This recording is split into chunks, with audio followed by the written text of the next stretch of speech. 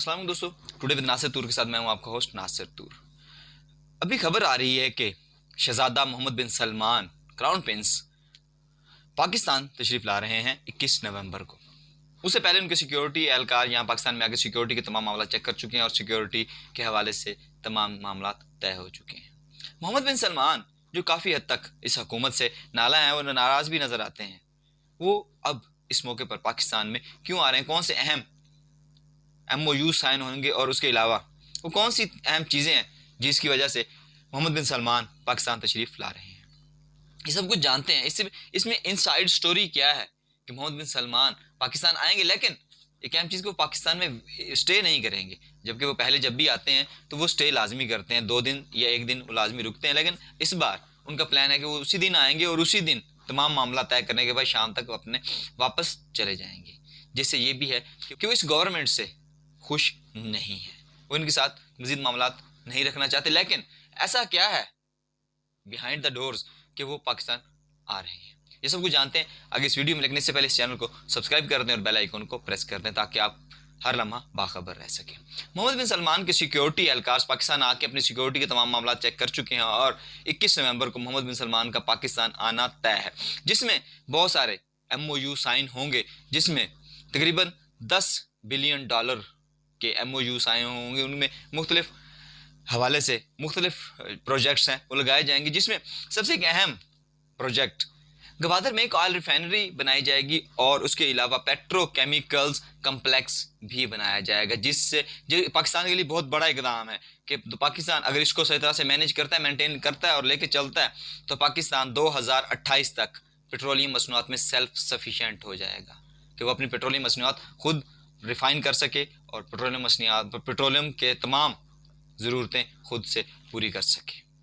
और इसके अलावा तकरीबन $4.2 बिलियन की एड का भी ऐलान किया जाएगा, जो पाकिस्तान को पिछले साल 2 सालों में होने वाले बेल आउट पैकेज का ही हिस्सा है। इसके अलावा $3 बिलियन एडिशनल रिजर्व रखे जाएंगे। ये शहबाज शरीफ हुकूमत के लिए शायद उनका एक तोहफा होगा। इसके साथ साथ मोहम्मद बिन सलमान जो अब तक की खबरें हैं उसके मुताबिक वो $5 मिलियन पाकिस्तान मोटरवे के लिए और उसके अलावा मोटरवे की डेवलपमेंट और उसकी तामीर के साथ साथ साइंस पार्क यूनिवर्सिटी जो कराची है उसके लिए $70 मिलियन उसके लिए मुख्तस किए जाएंगे। उसके वो इन्वेस्टमेंट करेंगे यहाँ $70 मिलियन की कि एक साइंस पार्क बनाया जाए कराची में। और उसके अलावा किंग सलमान हॉस्पिटल इस्लामाबाद उसके लिए $5 मिलियन। ये सब कुछ इन्वेस्टमेंट होगी, लेकिन इसके बदले में असल बात कि हम लोग पाकिस्तान सऊदी अरब को वापस ही में क्या दे सकते हैं। इसके पीछे 2 से 3 रीजंस हैं।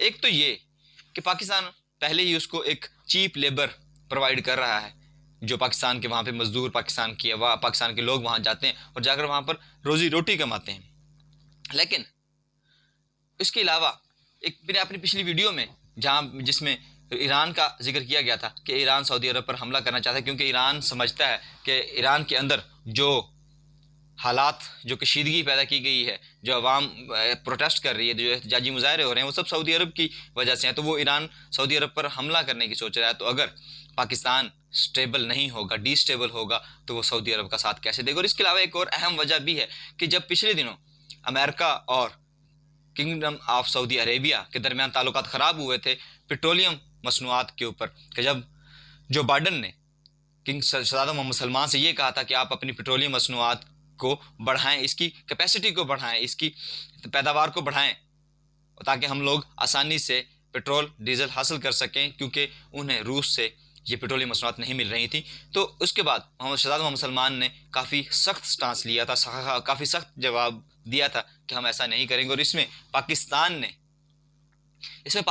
ने KSA का भरपूर साथ दिया था और उनके साथ सॉलिडारिटी के लिए मैसेज भी किए थे। पाकिस्तान फॉरेन ऑफिस ने सॉलिडारिटी शो की थी कि हम KSA के साथ हैं, जिसका जवाब आज शहजादा मोहम्मद सलमान, क्योंकि वो किसी का एहसान नहीं रखते इसलिए वो अपना एहसान चुका देंगे किसी भी तरह से। इसके अलावा वो इस हुकूमत से नाला हैं और वो सिर्फ इसलिए इस पाकिस्तान में आ रहे हैं कि पाकिस्तान में डिस्टेबिलिटी ना हो, क्योंकि अगर वो पाकिस्तान की हुकूमत से खुश होते और वो सारे मामला तय कर रहे होते तो वो यहाँ 1 से 2 दिन ज़रूर स्टे करते। लेकिन उनका यहाँ स्टे ना करना ये शो करता है कि कुछ मसाइल ज़रूर हैं। इसके साथ साथ वो पाकिस्तान की अहम शख्सियात से भी मुलाकात करेंगे, क्यों कि पाकिस्तान में पॉलिटिकल मैस जो है इसको कम किया जाए, पॉलिटिकल जो इंस्टेबिलिटी है इसको ख़त्म किया जाए, क्योंकि इमरान खान साहब सड़कों पर हैं और आवाम चाह रही है कि वज़ीर आज़म शहबाज शरीफ को डिथ्रोन किया जाए। और पाकिस्तान में सियासी काफ़ी कशमकश और गहमा गहमी, जिस वजह से शहज़ादा मोहम्मद सलमान कुछ ज़्यादा यहाँ पर स्टे नहीं करेंगे और ज़्यादा मामलात नहीं करेंगे, क्योंकि कोई स्टेबल गवर्नमेंट हो तो वो भी पाकिस्तान के साथ स्टेबल